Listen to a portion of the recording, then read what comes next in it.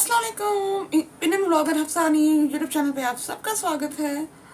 और so friends, जो thumbnail पे मैंने लिखी हूँ कि अच्छा सलूक दुश्मन को दोस्त बना देता है, वो एक मोटिवेशनल स्टोरी मैं आपको सुनाने वाली हूँ वीडियो के एंड में, और कुछ मैं फैमिली रिलेटेड अच्छी बातें बताने वाली हूँ। सो वीडियो को एंड तक ज़रूर देखना। वीडियो के एंड में मैंने वो बोली हूँ, आप ज़रूर देखना। और हाँ फ्रेंड्स, अभी बज रहे हैं 3:15 और मैं जा रही हूँ लंच की तैयारी करने। तो आइए अभी चलिए मेरे साथ किचन में। तो फ्रेंड्स, ये मैं बना रही हूँ दाल टुकड़े। कोई इसे सुतरे भी कहते हैं और हम लोग टुकड़े कहते हैं हमारे गांव में, और किसी गांव में इसे सुतरे भी कहा जाता है। तो ये सिर्फ दाल है, इसमें पानी डाली और मैंने रोटी डाल दी हूँ, और बासी रोटी डालते हैं। बासी यानी उतरी भी नहीं, यानी आप फ्रिज में रख दें और फिर वो डालें। और अब इसको हम चम्मच चलाते रहेंगे, और जब तक ये नरम नहीं हो जाएंगे तब तक, और ये दाल गाढ़ी नहीं हो जाएगी तब तक इसे पकाते रहेंगे। और ये देखिए, यहाँ रख दी हूँ मैंने चाय होने के लिए। ये देखिए, क्योंकि मैंने आपको बताई भी हूँ कि मेरी मम्मी को हर खाने के साथ चाय चाहिए रहती है और मुझे हर खाने के बाद, इसलिए मैं चाय बना लेती हूँ। सो फ्रेंड्स, ये हो जाता है, उसके बाद मैं आपको बताती हूँ होने के बाद कैसा लगता है और आपको किस कंसिस्टेंसी पे आके इसको रोकना है, ठीक है। तो ये देखिए थोड़ा गाढ़ा हो गया है इसको, लेकिन हमें और गाढ़ा करना है। और इस तरह से चम्मच फैलाते रहे, फिराते रहना, वरना नीचे लग जाएगा और जल जाएगा।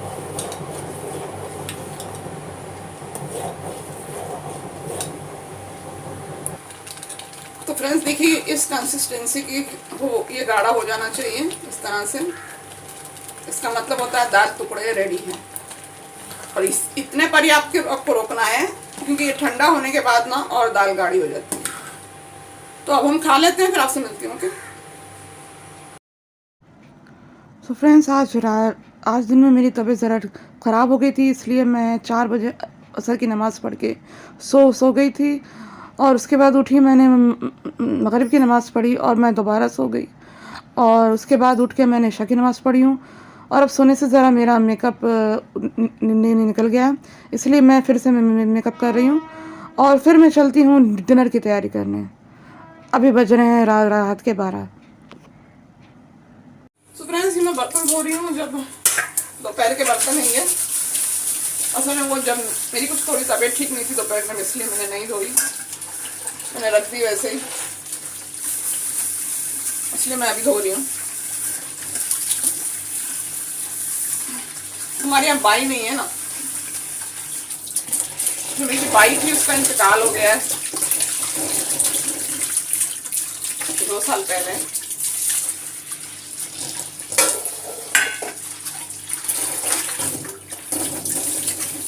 तो वो हमको जानती थी करके उससे बहुत लगाव था, तो कम पैसों में काम कर देती थी। लेकिन अब जो बाई को रखो वो बहुत पैसा मांगती है, तो इसलिए हमारे पास इतने पैसे नहीं हैं कि हम दे सके। 2-2, 3-3 हज़ार चाहते हैं, इतने पैसे नहीं है हमारे पास कि हम दे सके, इसलिए बाई नहीं है हमारे यहाँ।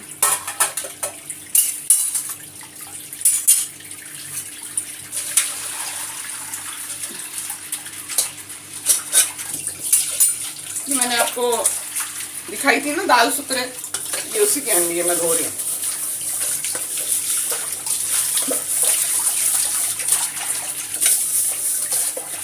फिर मैं डिनर रेडी करती हूँ।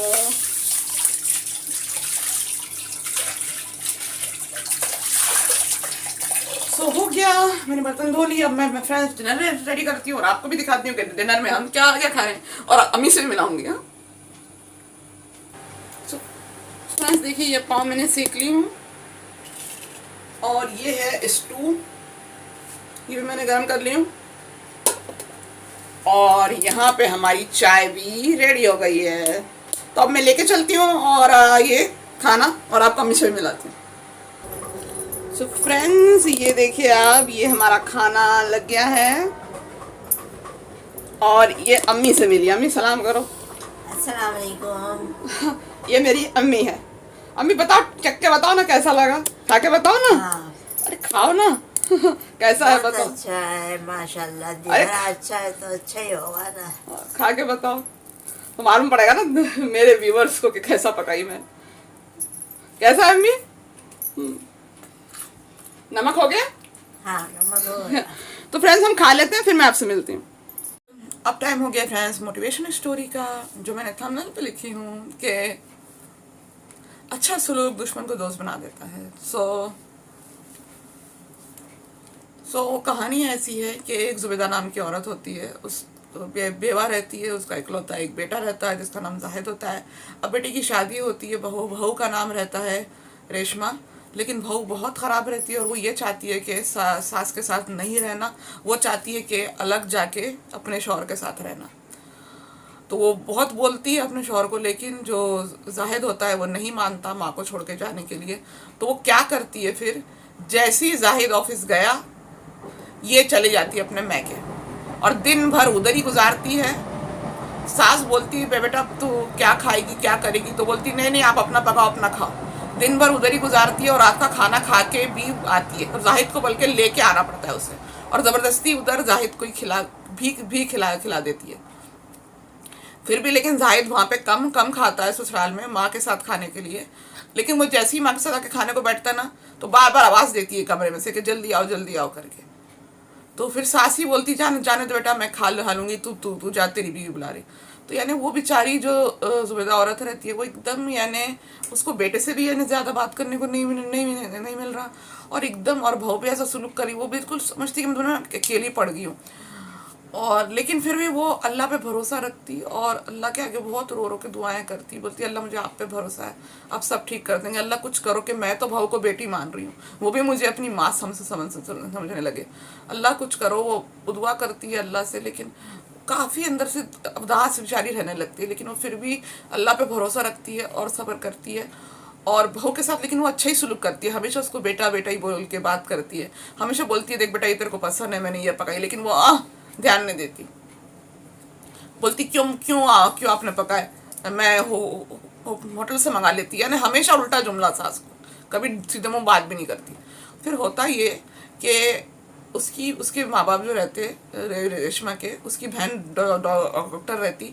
तो एक पोलियो कैंप लगता दूसरे शहर में, तो माँ बाप छोटी बहन के साथ चले जाते दूसरे शहर में, और इत्तेफाक से यहाँ पे इसको जो रेशमा रहती है उसको जोरदार टाइफाइड हो जाता, और अब उसका ध्यान रखने वाला कोई नहीं रहता। तो और वो ये नहीं चाहती कि सास ध्यान ध्यान ध्यान रखे। तो वो अपनी माँ को बुलाती, तो उसकी माँ क्या करती, माँ बोलती बेटा अब तो तेरी शादी हो गई है, वो घर है तेरा, अब तेरी सास है तेरा शौहर है, वो तेरा ध्यान रखेंगे, हम तेरी छोटी बहन को छोड़ के कैसे आना। तो वो ऐसा बोल के एकदम उदास होकर रोने लगती कि माँ नहीं आ रही मेरे को देखने के लिए, रोती रहती। तो उसकी सास बोलती बेटा तू क्यों रो रही है, तू भी तो मेरी बेटी है ना, मैं भी तो माँ हूँ तेरी माँ नहीं आ रही तो क्या हुआ, अब तू मेरी बेटी है, मैं तेरा ध्यान रखूंगी, तू फिक्र नहीं कर। तो सास उसको गले लगाती और उसको 40 दिन का टाइफाइड रहता, पूरा ध्यान रखती, उसका खाना पीना सब। तो इसी दौरान वो सास से बातें भी करने लगती होने लगती, और फिर उसे एहसास होता कि उसने कितना गलत की सास के साथ, और सास कितनी अच्छी है। तो फिर वो जब वो ठीक हो जाती तब वो सास से गले लग के माफ़ी मांगती और कहती मम्मा मुझसे बहुत गलती हो गई, मैं ऐसा करती थी, मैं आपको छोड़ के अलग जाके रहना चाहती थी और मैंने ये बहुत बड़ी गलती की। और उसके बाद सास बहू मिल के खुशी खुशी रहने लगते हैं। तो दोस्तों हमें इस कहानी से क्या क्या सीख मिलती है, हमें 2 सीख मिलती है। एक तो ये मिलती है कि हमें अपनी, बल्कि 3 सीख मिलती है। एक सीख तो ये मिलती है कि बहू भी बेटी होती है, बहू को हमें बेटी ही समझना चाहिए। और एक सीख ये मिलती है कि सास भी माँ होती है, सास को हमें माँ ही समझना चाहिए।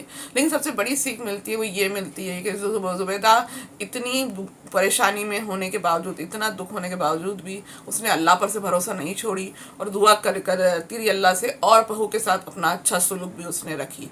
तो यही बात मैं बताना चाहती हूँ दोस्तों, और ये मिसाल मशहूर है कि अच्छा सुलूक दुश्मन को दोस्त बना देता है।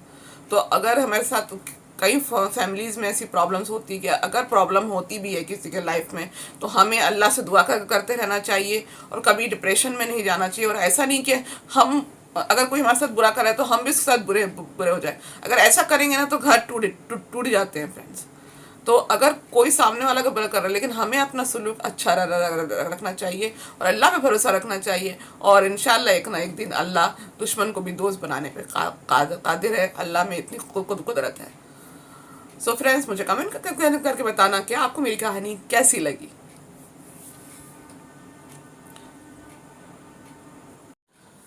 सो फ्रेंड्स, डिनर हो गया हमारा, मम्मी तो सो भी गए हैं, और हाँ मैं आज ज़्यादा व्लॉग नहीं कर पाई क्योंकि जैसे मैंने बताया कि मेरी आज तबीयत ज़रा ठीक नहीं थी, मैं दिन में सो गई थी, इसलिए मैं ज़्यादा व्लॉग नहीं कर पाई। सो फ्रेंड्स, अब मैं ब्लॉग को यहीं पे एंड करती हूँ, और मेरे इसी तरह के डेली लाइफ के ब्लॉग्स को देखने के लिए, और साथ ही में एक मोटिवेशनल स्टोरी और एक मोटिवेशनल स्पीच को सुनने के लिए, और कुछ अच्छी बातें भी जानने के लिए मेरे चैनल को सब्सक्राइब करें, जिसका नाम है इंडियन ब्लॉगर हफ्सा रानी, और मेरे वीडियो को लाइक करें, ज़्यादा से ज़्यादा शेयर करें, और मुझे कमेंट करके बताएं कि आपको मेरा वीडियो कैसा लगा, और मोटिवेशनल स्टोरी जो मैं आपको सुनाती हूँ आपको कैसी लगती है, और जो मैं कहती हूँ वो आपको कैसा लगता है। अच्छा दोस्तों, इंशाल्लाह कल मिलूंगी आपसे अगले वीडियो में।